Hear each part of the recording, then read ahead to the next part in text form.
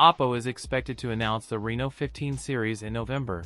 The Reno 15 family will again be split into three models: standard Reno 15, a Reno 15 Pro, and a new top-end Reno 15 Pro Plus. The Pro Plus would be the first of its kind in the Reno lineup. The Reno 15 Pro and Pro Plus are packed a massive 200-megapixel main sensor, likely using the Samsung HP5 sensor. It will be joined by an ultra-wide lens and a 50-megapixel periscope telephoto lens. The Reno 15 Pro will be equipped with a Dimensity 8 series chipset, powered by the Dimensity 8450, run on ColorOS 16-based Android 16. The regular Reno 15 reportedly features a 6.59-inch LTPS panel, while the Pro drops down to 6.31 inches with the same LTPS technology, and the Pro Plus stretches out to 6.78 inches, utilizing LTPO for smoother refresh rates and improved power efficiency. Moving on to the design of the Reno 15 series, the tipster mentioned that it will inherit Reno 14's one-piece cold-carved glass design. While there is no clarity on whether it will have the same camera island design as the Reno 14 lineup.